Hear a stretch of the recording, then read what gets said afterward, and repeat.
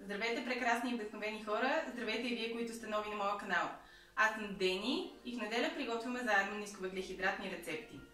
Преди няколко дни ви попитах във Facebook какви рецепти искате да виждате повече, какви клипчета са ви по-интересни и вие казахте, че имате нужда от идеи за някакви основни хапвания и за салати към тях. Затова днес идвам с едно ново и интересно предложение на добрите стари пилешки бутчета. Ако имате някакви специални желания, ако мислите, че нещо ще ви е много интересно, очаквам в коментарите ви да ми кажете какво искате да ви приготвя.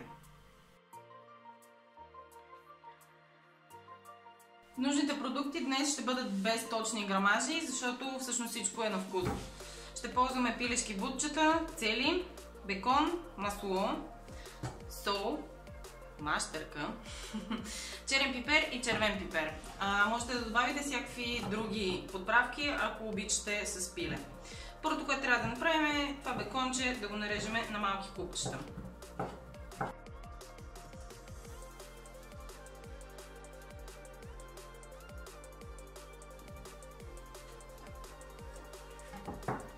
Следващата важна стъпка, която трябва да направите, е да вземете пилешкото бутче и проверявате от кой край кожата лесно се отлепя. Ето тук.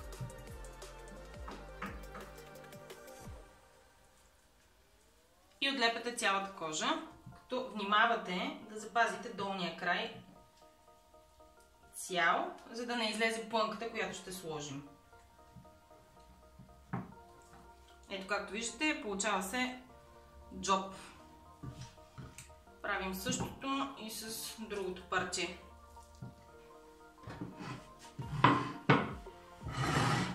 От останалите съставки ще направим пълнежа.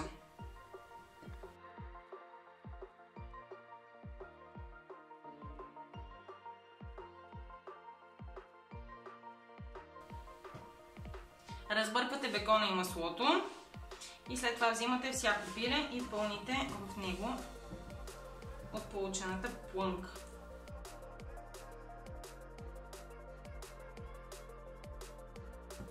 Захлупвате внимателно и затваряте леко ръбчето.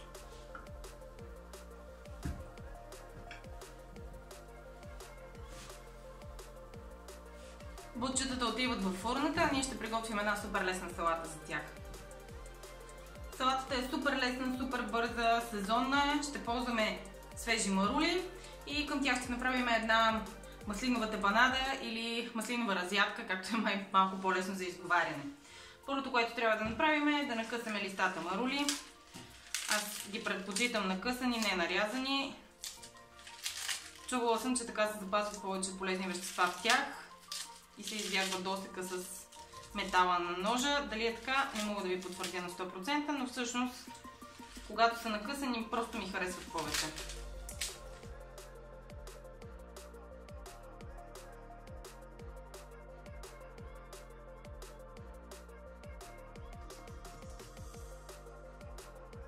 Сега ще ви покажа как се почистват най-лесно маслини от костилки, ако нямате някакви специални уреди за това. Взимате маслините, взимате нож, който е по-голям и ги натискате ето така. Ги натиснете, много лесно след това се разделят и костилката успява да излезе.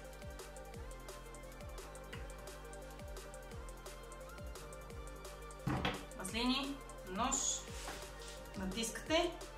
Само внимавате да не се хлъзне нож, защото маслините са мазни. И имате почистени маслини. Когато правя по-голямо количество и в един момент спра да мисля какво правя, доста често ми се случва да си изсипвам костилките при маслините.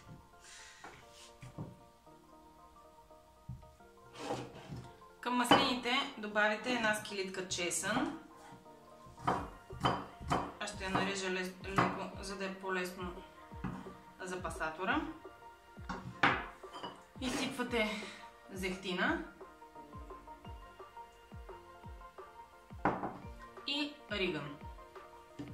Може да използвате и някоя друга подправка, на мен лично с ригън най-много ми харесва. Всички съставки пасираме.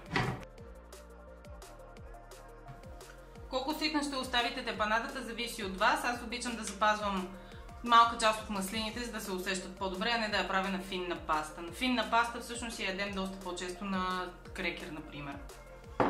Сега върху марулите ще сложим зелен лук. Ще нарежем пресен зелен лук. Изсипваме и тепанадата върху марулите.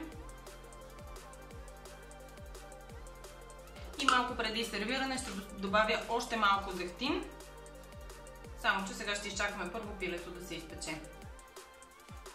35 минути и 200 градуса по-късно нашето пиле изглежда по този начин. Единственото, което ми остава е да се насладя на един чудесен неделен обяд.